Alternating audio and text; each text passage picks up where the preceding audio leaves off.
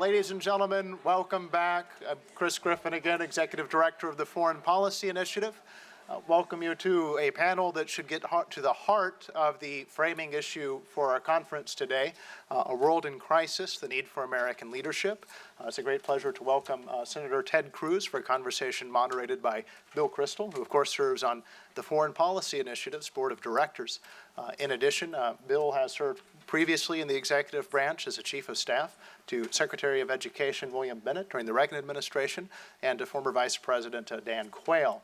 In 1995, he founded the Weekly Standard, a magazine of which he's still the editor. And I thank you so much, Bill, for joining us again and for moderating this conversation. Thanks, Chris. And thanks, Senator Cruz, for joining us. It's a very busy time on the Hill. He's managed to get away from an hour. I'm worried that even in this hour, God knows what his colleagues are doing up there in the lame duck session. But so we're going to have to end this very promptly so you can go back and keep an eye on the mischief. I don't think Ted Cruz needs much introduction. Of course, elected 2 years ago. He's had a very consequential first 2 years in the Senate. Before that, Solicitor General of the state of Texas, Princeton College, Harvard Law School. Don't hold those against him. And it's a real pleasure to have Senator Cruz with us, and of course has been a member and a very active member of the Senate Armed Services Committee. And I will also say this personally, I moderated the panel with your soon-to-be colleague, Tom Cotton, and Mike Pompeo from the House earlier, and said that they, to my mind, were very impressive because as new members, they'd really grappled with national security issues, thought them through themselves, and I think the same is very much true of Ted Cruz. So it's a real pleasure to have you here for this discussion. We'll talk for half an hour, 40 minutes, take a few questions, and let you get back there to the Hill. I think today there was some controversy. I noticed you put out a statement, I think, on the National Defense Bill, which came out of committee and is now supposed to come to the floor, I guess, tomorrow or Tuesday or something like that. What's the story with that? Well, thank you, Bill, and thank you to FPI for having me, and thank you, everyone, for coming out. I'll note you were referencing Tom and Mike.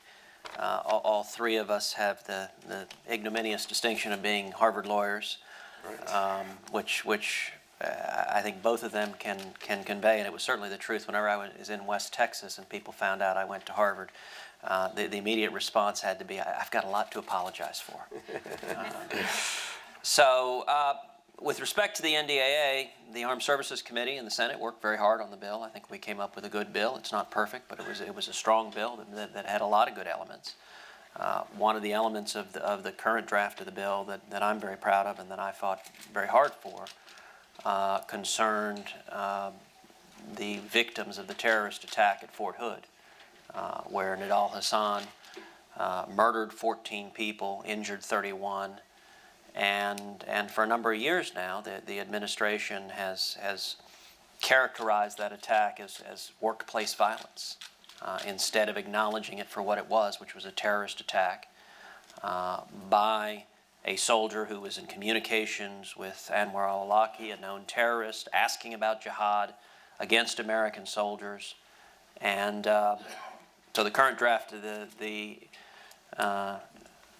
NDAA has within it an amendment that I authored and introduced to provide that the victims of that shooting should be eligible for the Purple Heart.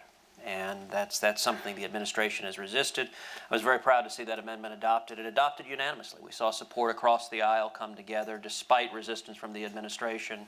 Senators on both sides of the aisle agreed that it was more than enough time and we needed to recognize that. And there are lots of other provisions in the NDAA that are good and worthwhile. What we've seen happen at the end of the day is a typical example of what frustrates people with Washington, which is we took a bill authorizing our defense budget and it has now been hijacked into a lands bill. And at the last minute, some 70-odd different land provisions have been tacked on over 500 pages of legislation that was unfolded in the dark of night. Doesn't have a darn thing to do with our defense budget, with our soldiers, our sailors, our airmen, or Marines. Has to do with a combination of, number one, congressional pork projects for different people, and number two, it takes, in the aggregate, north of 500,000 acres.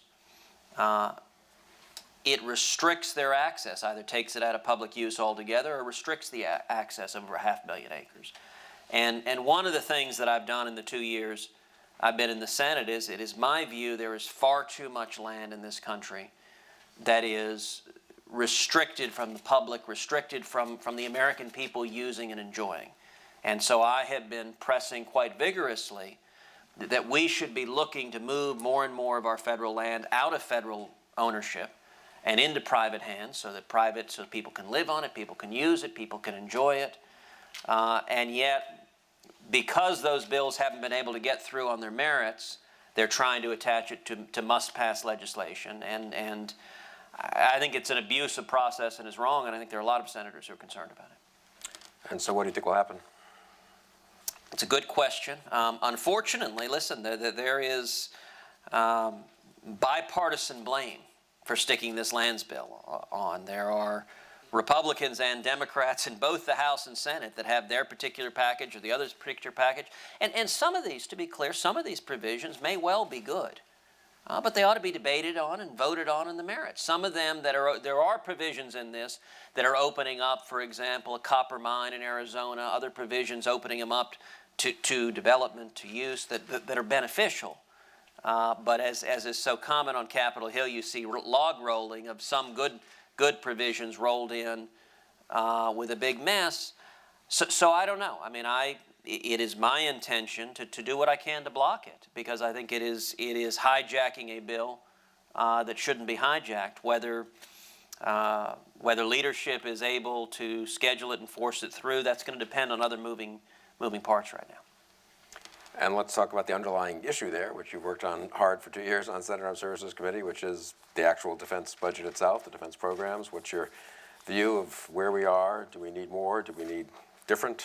What's the situation with the defense budget? Well, I think we certainly need different, and in all likelihood we need more. You see a consistency when you talk to our commanders, our generals, our admirals, that the impact of sequestration is having a serious deleterious effect on our ability to defend our nation. Now, it's difficult sometimes to get a square answer to that, because no one in this room will be surprised at the proposition that the defense budget is not immune from the world of congressional pork. And there are some projects that have more to do with a particular member's home district than the need to defend the national security interest of this country. There are also provisions. For example, we had a couple of hearings earlier this year focused on where I took the opportunity. We had one hearing in particular where Secretary Hagel, General Dempsey were testifying, and I asked them about the alternative fuels budget, about $7 billion altogether. One of the programs I focused on was the Navy's algae fuel program, a program to fuel ships using algae. Cost about $160 million. If we had used conventional fuel, it would have cost about $40 million. So it's $120 million, in my view, wasted to see how much we can run ships based on algae. The Air Force had a wind farm that they built up in Alaska. Unfortunately, they built it in an area where the wind doesn't blow. And so I raised these examples and said, look, in a time of austerity, in a time where, and this was, you had Secretary Hagel, you had General Dempsey talking about all of the burdens on protecting our nation that were coming from limited resources, I said, well, what about these programs? Why are we spending money on these programs? It's very interesting. Secretary Hagel explicitly agreed that those programs were, quote, luxuries. And that led to the obvious follow-up. Well, if they are luxuries, and money is so scarce, and you are saying we are right now endangering the national security of this country, have you considered eliminating those luxuries before you start forcibly retiring soldiers and sailors and airmen and Marines? And I'm sorry to say the answer was no, we haven't considered that. It was a sad admission of the political process of Washington in the Senate Armed Services Committee. I introduced an amendment to say that $7 billion alternative fuel budget should be available if needed to provide for the men and women of our military and provide for our national security needs. Unfortunately, it was voted down on a straight party line, and so the Democratic majority voted that down. we need to have a serious examination of how money is being allocated. We need to be allocating far more money to actually defending this country rather than to bureaucratic overhead, rather than to congressional pork. And we need to look also, I think there's a very good case to be made. The sequestration has begun to cut into the bone, and that we should not be holding military spending hostage to efforts by the administration to jack up non-defense spending. Republicans will control the committee next year. Senator McCain will presumably be chairman. You'll be in the majority. I mean, do you expect... And I keep trying to encourage Senator McCain to come out of his shell and express his views. Yeah, I'm sure he appreciates that, and yes, he needs that a lot, actually. You traveled with him, right, to Halifax for that conference just a couple of weeks ago. It was just a couple of weeks ago. We had a bipartisan delegation that went up. About 60 nations were in Halifax for a defense conference. We had defense ministers, foreign ministers, heads of state. It was really a terrific conference. And any particular takeaway? I mean, you know, what was striking was the unanimity of perspectives among our allies. I mean, we did a number of bilateral meetings in the margins, as is typical at these conferences. And one after the other, our allies would just look at us in astonishment and say, where is America? What has happened? Whatever the challenge was, whether it was standing up to ISIS, whether it was standing up to Iran, whether it was standing up to Russia and Putin's aggressiveness, one after the other of our allies would say, listen, if America doesn't lead, the world is a heck of a lot more dangerous. And it was striking. You could almost hit play, and the same message would come from one ally after another. We need American leadership back in the world. I suppose one of the first issues that will come up before the Senate Armed Services Committee and in the new Congress will be the confirmation of, I guess, I don't know if it's official yet, but everyone expects it to be the nomination of Ash Carter to be Defense Secretary. Do you have a view on, A, him personally, and B, on the whole question of the leadership of the Defense Department over the last 6 years and over the 2 years you've been here? Well, it is not encouraging that in 6 years now, we're now on to our fourth Secretary of Defense. Particularly at a time where the world has gotten more and more dangerous. The fact that this administration has been unable to keep steady leadership at the helm of the Defense Department is not good, and it's even markedly worse. The last two Secretaries of Defense took the rather remarkable step of both writing books detailing the political fecklessness of this administration. And what's striking in the two accounts is both describes defense policy being driven by political operatives out of the White House and not having a serious focus on the national security interests of this country. And to see two defense secretaries write that book, and I don't think anyone would be surprised if in another year a third defense secretary joins that cadre, writing what I would suspect to be a very similar book. That starts to be a pretty consistent pattern. Mr. Carter, I don't know. I look forward to getting to know him. He has a good reputation, and it was disquieting in the process to see several prominent candidates publicly take their name out of contention. I mean, it is not a good thing when serious people are saying, heck no, I don't want to be Secretary of Defense. It starts to suggest the way the administration is treating the Defense Department is not a pattern of behavior that inculcates strong, serious leaders focused on defending this nation, and now we need exactly that. It is my hope that Mr. Carter demonstrates a seriousness of resolve and a willingness to speak the truth, even if that truth may be inconvenient to political operatives in the White House. You were a critic of Senator Hagel. We'll get on to all these other important issues in a second, but of Senator Hagel when he was nominated. And I'm just curious, what was it like? I mean, then you had oversight responsibilities. I'm sure you dealt with him quite a lot over those 2 years. What was your sense of how he did and how much ability he had to really shape policy as opposed to, as one gathers, being sort of overridden or told what to do by various White House aides?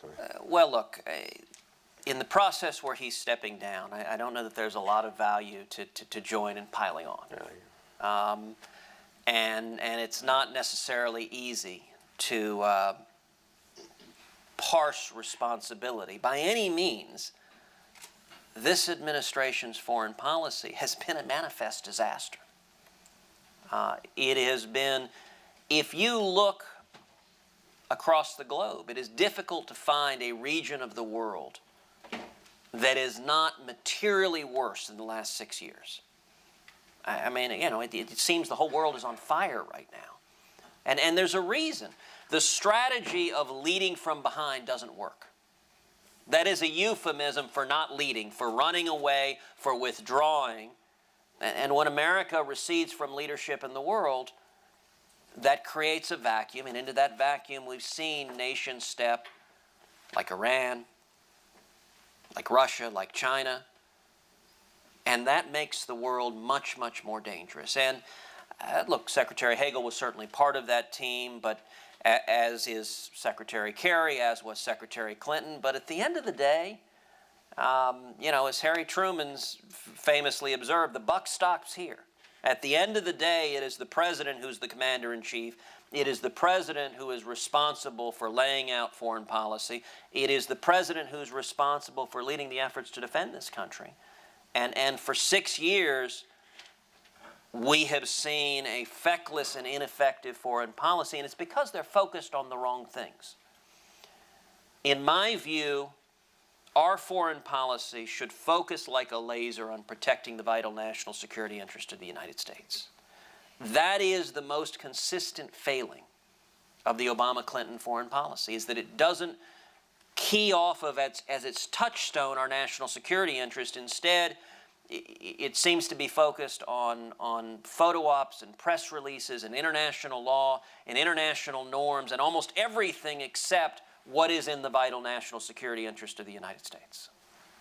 I suppose at the same time that you're considering Ash Carter's nomination, the Senate will also be considering the question of Iran sanctions. I mean, there'll be two big foreign policy and defense policy issues right there, front and center early on. Where are you on? They've announced the extension. What should be done? What can or should Congress do? Do you think Congress can actually do something? I do think Congress can and should lead on Iran sanctions, and I hope that that is very high on our agenda in a new Congress.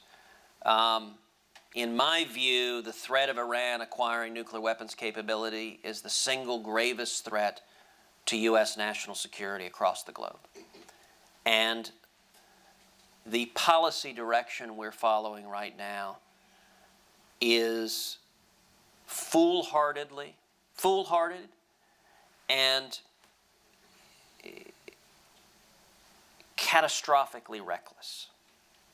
In my view, we are repeating the mistakes of the Clinton administration with respect to North Korea in the 1990s.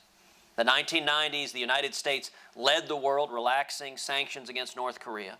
Billions of dollars flowed into North Korea, and they used that money to develop nuclear weapons. We are repeating that same mistake right down to the rather astonishing fact that the Obama administration has recruited the very same person, Wendy Sherman, who led the failed North Korea negotiations under the Clinton administration, to come in and be the lead negotiator with Iran to repeat the same mistakes. And with respect to Iran, I think we can expect the same outcome if we continue on this path, but we can also, the stakes are qualitatively higher. With North Korea, Kim Jong-il, Kim Jong-un, they're radical, they're extreme, but they're fundamentally megalomaniacal narcissists, both father and son, which means some degree of rational deterrence is possible. Both father and son understood if they ever actually used a nuclear weapon, that day their regime would end. The danger with Iran, with Khomeini and the mullahs, is when you have leaders that are animated by religious extremism, by an embrace of a fanaticism that welcomes death and glorifies suicide.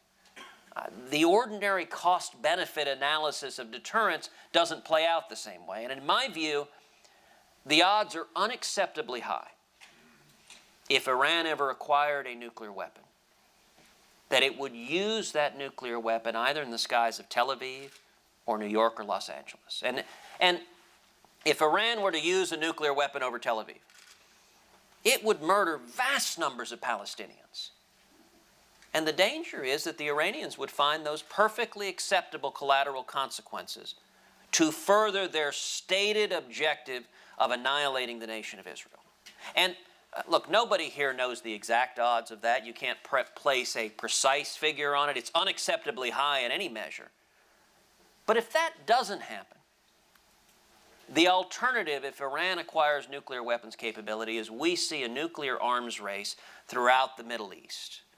We see the other countries in the Middle East immediately going to get the same capability to counteract it. We see proliferation throughout a region that has never been characterized by stability. We see Iran strengthened as a hegemon in the region, the world's leading state sponsor of terrorism, using its nuclear power to increase that role. And that, Bill, is the thank God scenario. That's the good outcome. And yet, the administration seems hell-bent on pursuing a foolhardy deal just for the sake of a deal. I think it's extraordinarily dangerous, and it is my hope and belief that the new Senate being sworn in, you will see real leadership from the Senate to prevent a bad deal with Iran. And I suppose the question then is how many Democrats might join in such an effort? And I mean, you have a reputation, which is well-deserved, as being a strong conservative and willing to fight your own party, as well as obviously the Obama administration, the Democrats. But actually, you've worked with Democratic senators on several issues. I remember Senator Schumer on an issue of an Iranian ambassador, and I think Senator Gillibrand on questions of some military questions. Do you think enough Democrats might break with the Obama administration has indicated they want nothing, Yep. right? And so I'm just curious as to, what do you expect over the next 2, 3, 4 months in terms of your Democratic colleagues? I am hopeful and optimistic on that front. I think foreign policy is one area that has particularly ripe opportunities for bipartisan cooperation. In the last 2 years, as you mentioned, I've been involved in a number of different pieces of legislation with Democrats, and we've enjoyed significant success. Actually, have had more legislation pass the Senate as a freshman senator than most of the other senators, and that's as a freshman senator in the minority party. So as you noted, some months ago when Iran named as their ambassador to the UN Hamid Abudulabi, who was a known terrorist, participated in holding Americans hostage in 1979 and 1980. That was intended to be, it was in fact a slap in the face to America. And folks in this town were wringing their hands saying, what can we do to stop it? There's nothing we can do. Well, we introduced legislation to prohibit known terrorists from receiving visas to come into this country and barring Abudulabi from coming in. And it earned support on the floor from senators as varied as Chuck Schumer, Lindsey Graham. When Schumer was praising it on the Senate floor, I went up to him. I said, Chuck, you better be careful. Lightning's going to strike you. It passed the House 100-0. The Senate 100-0. It passed the House 435-0. And President Obama signed it into law. And in fact, a couple weeks later, he was at one of these black tie dinners in Washington where politicians try to be funny. And the president stood up and said, a couple of weeks ago, Ted Cruz introduced legislation, and I just signed it into law. Here's a picture of the signing ceremony. And he put up a picture of him, of me, and the devil in hell freezing over. But, there are other examples. For example, Senator Bob Menendez and I together introduced legislation providing for a $5 million reward from the State Department for information leading to the capture of the terrorist who kidnapped and murdered Naftali Frankel, one of the 3 Israeli teenagers who was kidnapped and murdered. Naftali was also a U.S. citizen. That passed the Senate unanimously. When it comes to Iran, for about a year now, we've had a bipartisan supermajority on Kirk-Menendez Iran sanctions legislation. I'm an original co-sponsor of Kirk-Menendez. I think Kirk-Menendez would have passed many, many months ago, except for one thing. Harry Reid would not allow it to come up for a vote. We had the votes to pass it, and in fact the votes to beat a filibuster, if only it would be allowed to come up for a vote. And the reason it didn't pass is because Harry Reid wouldn't let it happen. I am confident with a Republican majority we'll see a vote on either Kirk-Menendez or other legislation focused on Iran sanctions. Now, in my view, Kirk-Menendez doesn't go nearly far enough. I mean, I joined as an original co-sponsor because I think there's value to having a bipartisan repudiation of the foolhardy path that the administration's on. But the proper approach, in my view, would have a lot more stick and a lot less carrot when you're dealing with a nation like Iran. So I introduced my own Iran sanctions legislation. Kirk-Menendez lays out circumstances in the future in which sanctions would be reimposed. The legislation I introduced on my own would immediately reimpose sanctions, would ratchet them up to make them markedly more punitive, and then lays out a clear path that Iran would follow to lift the sanctions. And that path would require Iran to disassemble every one of the 19,000 centrifuges, to hand over all of the enriched uranium, to shut down their ICBM program, which doesn't exist to put satellites in orbit. It exists to deliver weapons of mass destruction and murder Americans or our allies, and cease being the world's leading state sponsor of terrorism. Now, I think that's actually what a foreign policy vis-a-vis Iran focused on our national security would be directed to. And I would note, with falling oil prices, Iran is all the more vulnerable to sanctions right now. And so I don't know what the new Senate will do, but I do think there's real potential. I think a lot of Democrats in the Senate are uneasy about the path the administration is on with Iran, and I think there's real possibility for bipartisan cooperation there. And I think some Democrats have expressed unease about the path the administration's on, or the lack of path, perhaps, with respect to Putin and Russia. Isn't that the case? Very much so. You know, I'll tell you, it is striking. You look at... I don't think Putin is a complicated man. He is a KGB thug.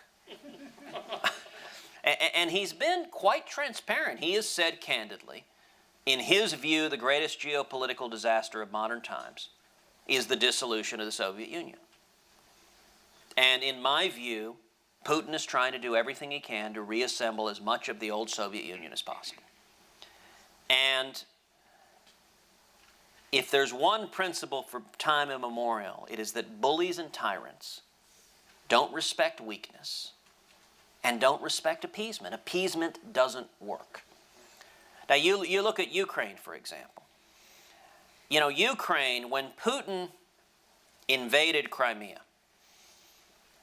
President Obama said publicly, well, it seems to me his lawyers are telling him something different from what my lawyers are telling me.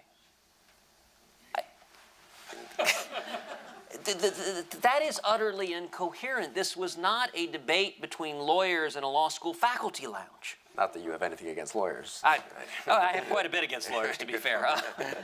But look, it's fundamentally misunderstanding the problem. This wasn't a question of international law. And let's be clear, America undertook a treaty obligation to stand with Ukraine. Ukraine not long ago had the world's third largest nuclear arsenal, and it willingly handed it over. Gave it up, and we said, all right, in exchange for handing over your nukes, we will help defend the territorial integrity of Ukraine. Now, I guarantee you, anyone else with nukes across the world, they looked at that and they're saying, I ain't giving up mine.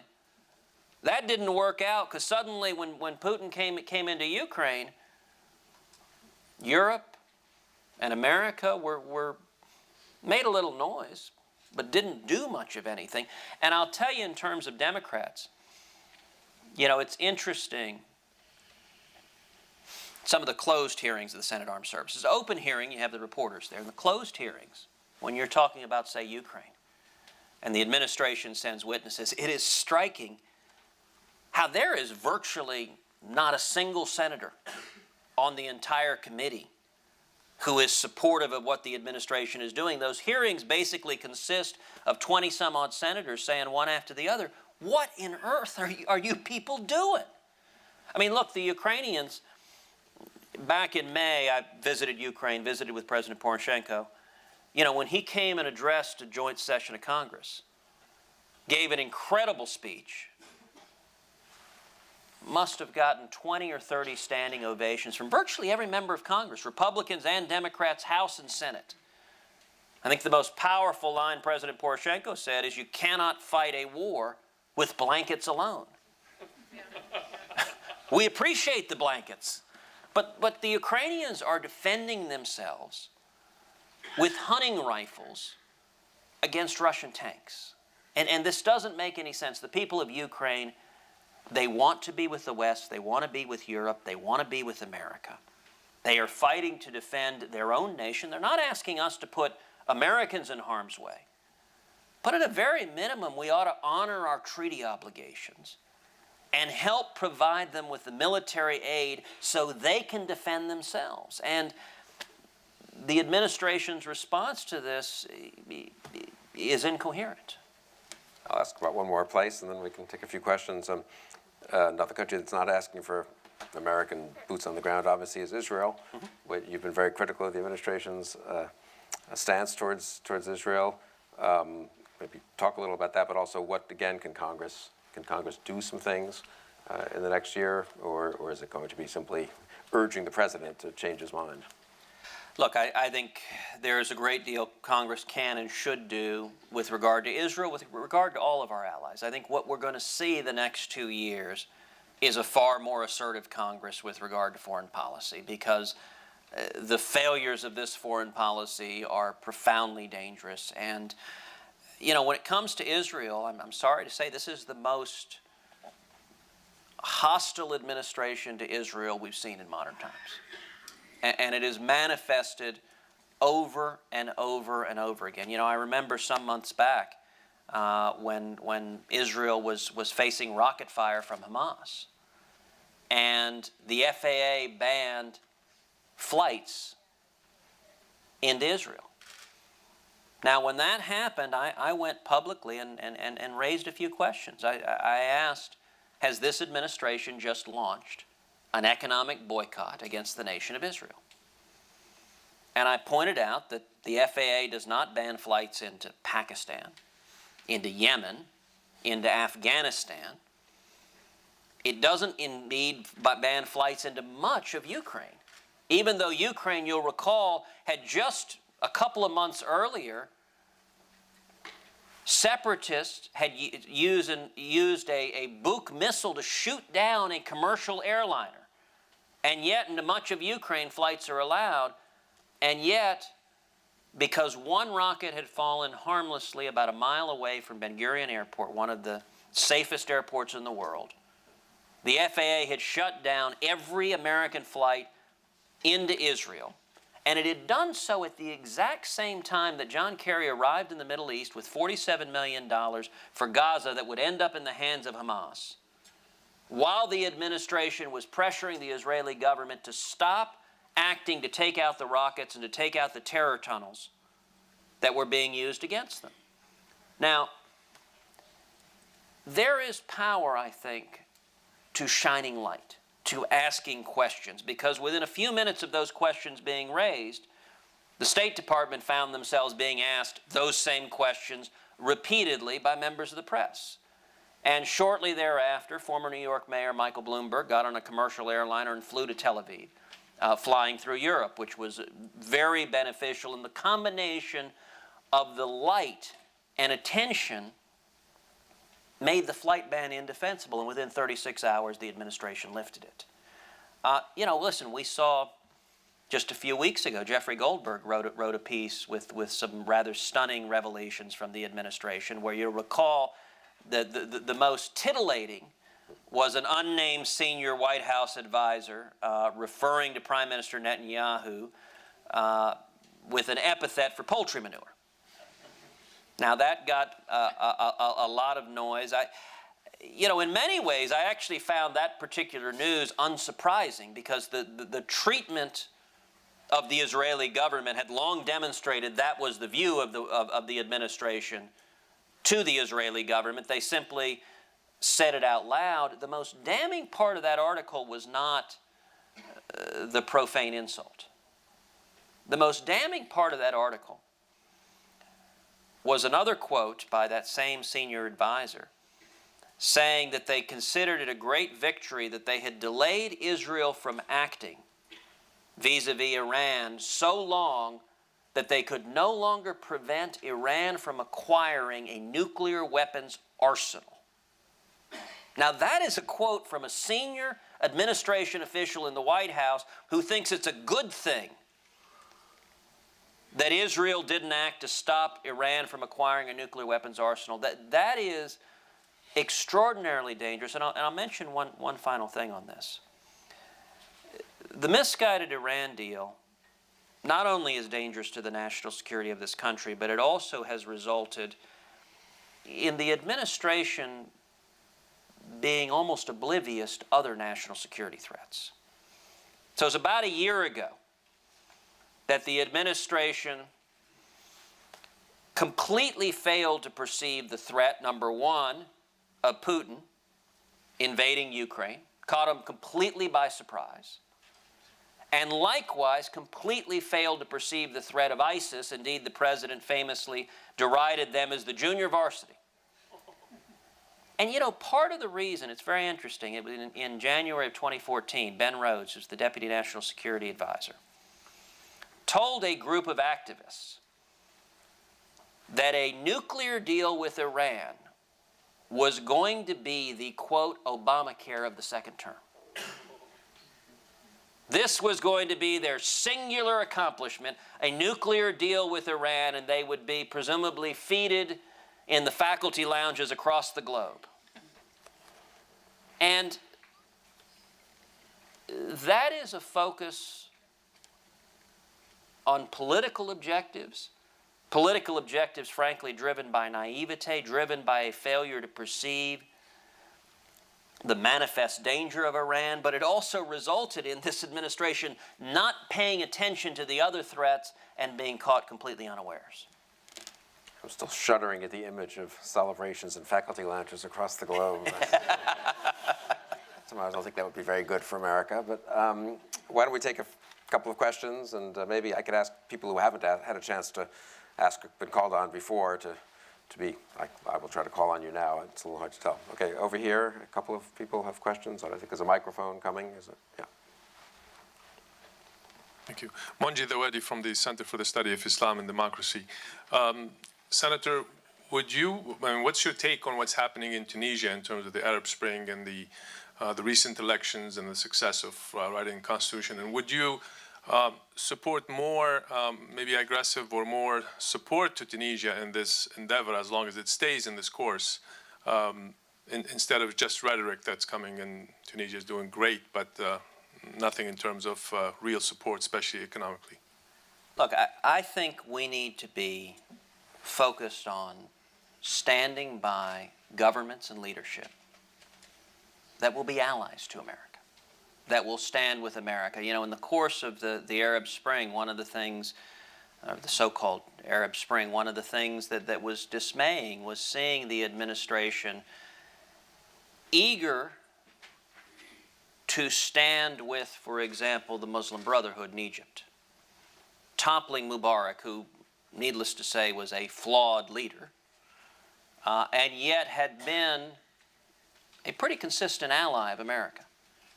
And by any measure, the Muslim Brotherhood was not. In contrast, when you saw the potential for revolutionary change in Iran, the administration stayed all but silent. When there was an opportunity for the people there to topple a regime that has the greatest anti-American animus, perhaps of any regime on the face of the planet. The focus, I think, should be standing with our allies and preventing radical jihadists from seizing power. And I think that should dictate American foreign policy with regard to nations across the globe. Another question? Yes, sir, over here. Ken Timmerman, I'm author of Dark Forces, The Truth About What Happened in Benghazi. A quick question about the Iran negotiations. There's been a lot of concern that the Secretary of State will not submit that agreement to the Senate. How do you propose to force him to do that? And have you looked into the case law, Senator Case of 1972, which does in fact require the Secretary of State to submit all documentation on all agreements, not just treaties, to the United States Senate? Look, it is a very good question. There was a meeting of congressional leadership with the president shortly after the election where the topic of Iran came up, and the president was asked, will you submit it to the Senate? And he said, oh, well, we'll brief you on it.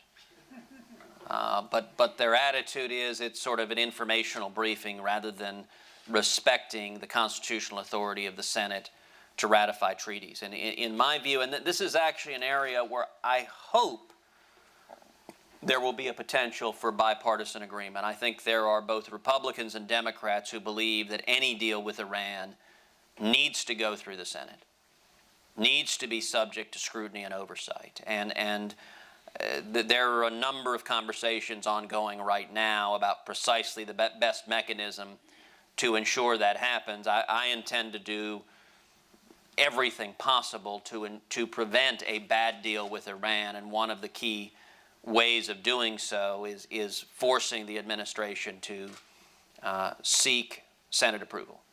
Didn't Secretary Kerry say that, reassure, was that before Senate Foreign Relations maybe, or SASC? I can't remember. Probably Foreign Relations, I suppose. That, of course, Congress will have a say on this. Well, and you know, the Secretary of State would never be for something before he was against it. Right. So. Good point.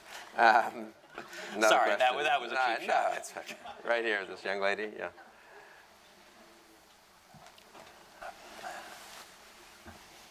Hi, my name is Sharice. I'm with the George Mason chapter of the Alexander Hamilton Society. And I just had a question about America playing a leading role in unmanned aircrafts using drones. Do you think that, what is your take on the increasing usage of unmanned aircrafts and the influence this might have on other nations building up their drone programs? And then kind of a second part to that question, do you think that U.S. should take the lead and push for international policy regarding the use of drones before other nations develop programs similar to ours? Look, it is a great question, and it's one of the realities of changing warfare. Drones have changed how combat is conducted. It's changed our capacity. There are advantages to that, and there are risks to that. Now, drones, it seems to me, are a tool. They're a tool that clearly can have beneficial impacts, in particular allowing us to project force without risking U.S. soldiers. But there are dangers as well. I am concerned, domestically, about the use of drones here at home, and in particular we had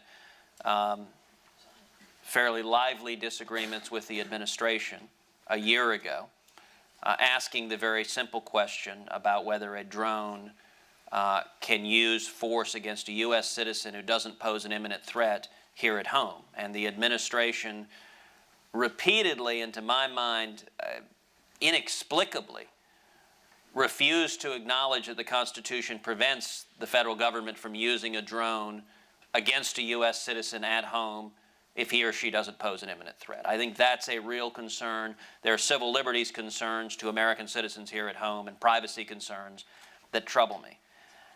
There are also concerns from the perspective of national security. No administration has used drones as aggressively as has the Obama administration. And I'm worried about what I would call video game warfare. And part of it seems to derive from an ideological and somewhat irrational animus to Guantanamo, to detaining foreign terrorists, and to interrogating them. And I have to say, I find it a curious chain of reasoning that the administration has expressed civil liberties concerns about interrogating foreign terrorists.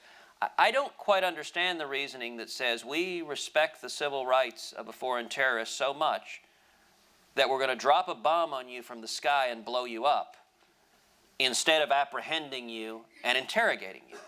I just, look, I got to say, if I were that person, I'd much rather you respect my civil liberties a little less than not bomb me.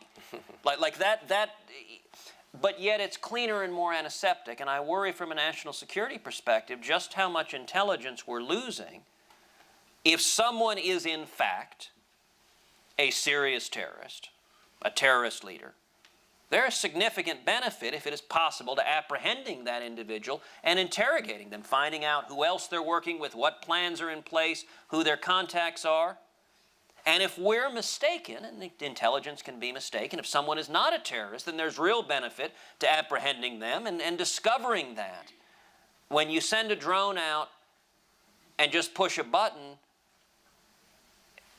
both of those benefits are lost. And so, yes, I think we need to have a lot more thinking about the proper use of drones as a tool in warfare. Look, I think if you've got a terrorist in a distant location where you can't get soldiers in easily to capture them, and you've got strong intelligence that they are a serious national security threat to the United States, yes, we should use drones to take them out.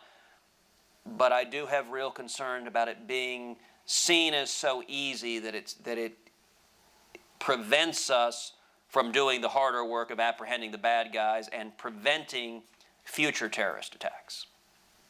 Let me ask a final question, because we want to stay on time. It's been a very unusual conference. It's moved along on schedule, and we have Governor Bobby Jindal, so we want to hear from him at 4.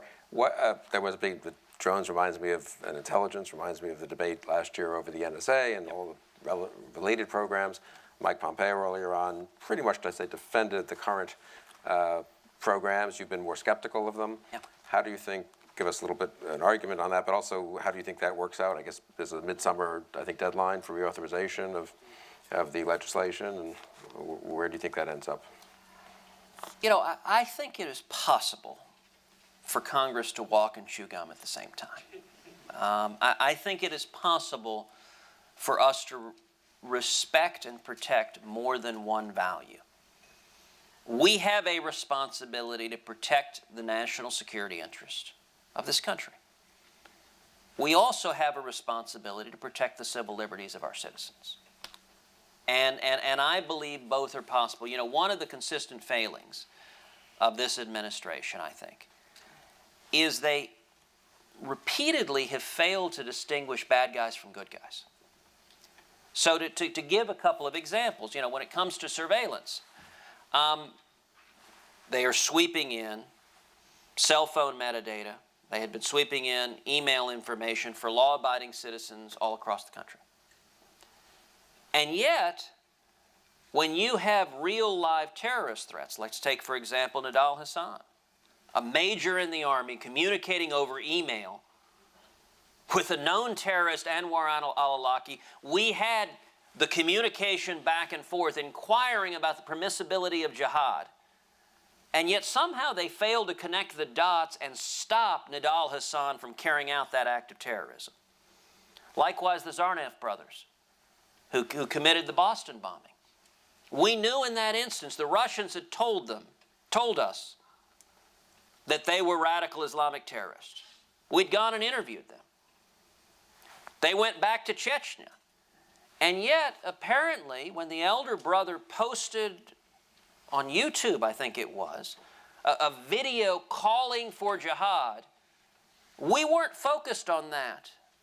And we didn't prevent that bombing. And one of the problems with an administration's approach that is sweeping in every law-abiding citizen is there's so much information, there's too much to distinguish good guys from bad guys. And I think we can maintain tools to protect the national security, to monitor and surveil foreign terrorists abroad, while at the same time, listen, you know, the expansion of Big Brother is always justified as it'll protect your security. And it is a perfectly normal American reaction to say we need to limit government power when it comes to U.S. citizens. That's what the Bill of Rights was all about. And I think we can protect both. And unfortunately, this debate is often framed in black and white terms. You know, you either monitor and surveil everything, or you do nothing and remain blind and can't stop terrorism. And I think that, you know, I'll give an example. I'm right now the ranking member of the Constitution Subcommittee of the Senate Judiciary Committee. And in that capacity, we put out a series of reports on the lawlessness of this administration. 2 of those reports have focused on cases before the U.S. Supreme Court where the Obama administration has argued for expanded federal power. And boy, this administration likes expanded federal power. 22 cases where it's argued for expanded government power where the U.S. Supreme Court has unanimously rejected it. Not 5-4, not closely divided, but 9-0, including Justice Sotomayor and Justice Kagan, President Obama's appointees, rejected it. One of them was a case out of Maryland, and this goes to the privacy point, where the Obama Justice Department went before the Supreme Court and argued that law enforcement could place a GPS on any American's car with no probable cause, no articulable suspicion, and the Fourth Amendment said nothing about it. Now that is an astonishing proposition. That ought to scare the heck out of any American citizen that right now, if you parked out on the street, the government could put a GPS on your car for no reason other than they don't like the color of your tie. And yet the Obama Justice Department stood before the Supreme Court and argued that. Now, thankfully, the Supreme Court unanimously, 9-0, said that is not consistent with our Bill of Rights. The government doesn't have the power to monitor citizens. So I think we can do both, protect both values, and I think we have to do both. I think we got the headline from this panel. Ted Cruz praises Congress. You know, can what is it? Walk and chew gum at the same time. Right, that would be impressive. Thank you very much for joining us, Senator Cruz, and thank you for your leadership on these issues.